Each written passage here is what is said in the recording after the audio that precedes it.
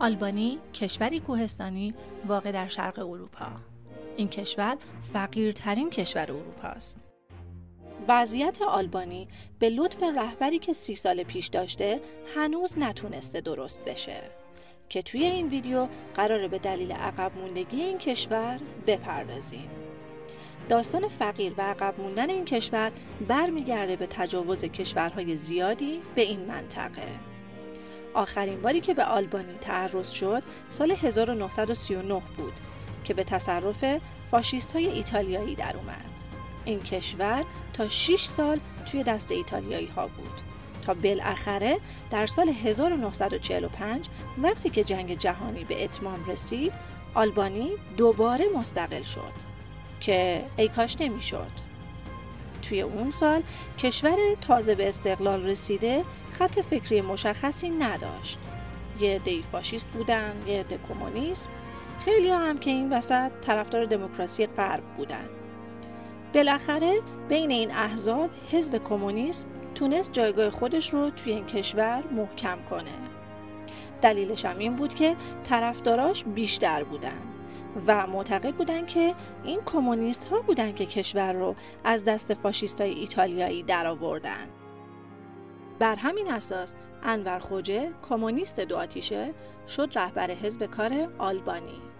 البته فقط اسمش حزب کار بود و عملاً هیچ کاری در جهت پیشرفت کشور انجام نمیداد. حالا این خوجه چطور رهبر شد؟ باید بدونید که دین اکثر مردم آلبانی اسلامه. اینها هم به دنبال یه شخصی بودن که مسلمان باشه که البته پیدا نشد و خوجه هم چون کس خاصی نبود و دین خاصی هم نداشت و البته کمونیست هم بود تونست به مقام رهبری این کشور برسه. اون وقتی روی کار اومد اولین کاری که کرد این بود که دستور قتل تمام افراد ضد کمونیستی رو صادر کرد. ممکنه با خودتون فکر کنید که لابد 10 یا 15 نفر رو کشت. اما نه، اون هر جا که احساس خطر میکرد پا میشد و میرفت حمام خون توی کل اون منطقه راه مینداخت.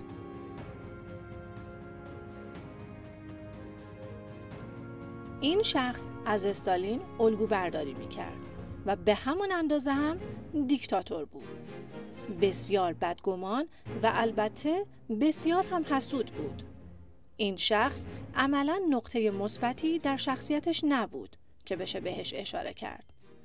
نه میتونست درست سخنرانی بکنه، نه رهبری کردن بلد بود و نه حتی از بهره هوشی نسبی هم برخوردار بود. اون فقط اگه نسبت به کسی گمان بد میکرد کارشو میساخت. اون حتی اگه حسادتش نسبت به کسی برانگیخته میشد باز اون شخص رو نابود میکرد. در واقع چیزی به اسم مناظره و صحبت کردن توی کارش نبود. فقط راه میرفت و آدمها رو از بین میبرد. اون حتی تمام افرادی که یه زمانی توی رهبر شدنش بهش کمک کرده بودن رو هم کشت و تمام عکس‌هایی که از اونها موجود بود رو هم نابود کرد. این شخص با کشور و مردمش کاری کرده بود که افراد حتی از سایه خودشون هم میترسیدن. چه برسه به اینکه بخوان راجع به بیکفایتی این شخص نظر بدن. اون به قدری کشور رو ایزوله کرده بود که عملاً با هیچ یک از کشورهای همسایه و غیر همسایه ارتباطی نداشت و فقط با 4 کشور اونم دورادور یه ارتباط بسیار کمی داشت. این کشورها یوگسلاوی، مصر، ترکیه و ایتالیا بودند. شاید باورش براتون سخت باشه، اما همین بیکفایتی‌های این شخص کشور رو به 3مین کشور فقیر در دنیا در دهه 1980 میلادی تبدیل کرده بود که البته هنوزم آثار فقر توی چهره این کشور هست. بعد از جنگ جهانی دوم تمام کشورها شروع کردن به پیشرفت کردن الا آلبانی، چون خوجه نمیخواست کشور پیشرفته‌ای داشته باشه و منافعش در این بود که کشور رو به سمت تنزل و انحطاط ببره، به طوری که وضعیت این کشور هر سال بدتر از سال قبل میشد. برخی از افراد نزدیک به خوجه اگر یه وقتی از سر دلسوزی باهاش در جهت بهبود وضع مملکت صحبت میکردن بهشون میگفت نظر خوبی دادی و حتما اجرا میشه. و وقتی اون شخص بیچاره از پیش خوجه برمیگشت، اون به طور مخفیانه به مأمورهاش دستور کشتنش رو میداد. اون با خودش فکر میکرد که این افراد ممکنه یه روزی بهش خیانت کنن و همیشه هم توهم توطئه داشت. اون اگر کوچکترین حس خطری نسبت به افراد دور و برش میکرد و میدید که کشتنش کار راحتی نیست، اول براش پاپوش درست میکرد و بعد توی کل کشور اون شخص رو خیانتکار جلوه میداد و بعد هم در نهایت اون رو میکشت. اون این رفتارهاش رو تا جایی ادامه داد که حتی به مردمش القا کرد که تمام کشورها قصد نابودی ما رو دارن و ما باید از خودمون محافظت کنیم. به همین دلیل هم تمام مرزهای کشور رو بست و عملاً کشور رو به یه زندان بدون سقف تبدیل کرد که مردمش هیچی از دنیای بیرون نمیدونستن. اون از مردمش میخواست که در تمام صنایع خودکفا بشن تا نیازی به هیچ کشوری نداشته باشن و خودش هم مینشست یه گوشه و با مالیات‌هایی که از مردم بیچاره میگرفت در کل کشور پناهگاه میساخت، به طوری که بعد از گذشت 10 سال تعداد این پناهگاه‌ها به عدد 170,000 رسید.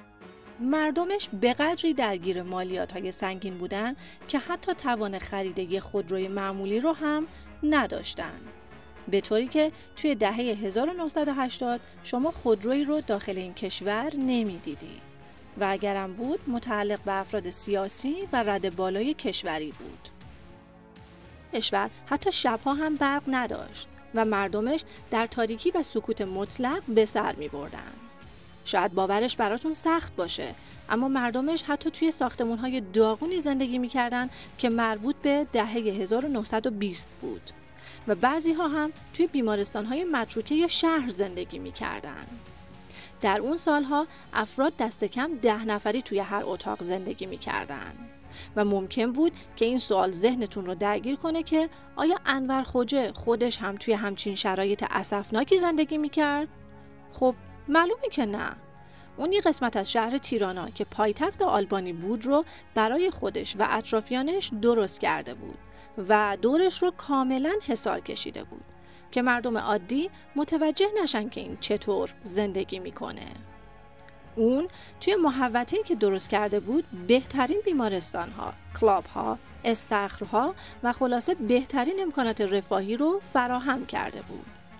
شب‌هایی که مردمش از بی‌برقی در سکوت مطلق به سر می‌بردن، اون و افرادش به سینما، کلاب و جاهای تفریحی دیگه می‌رفتن.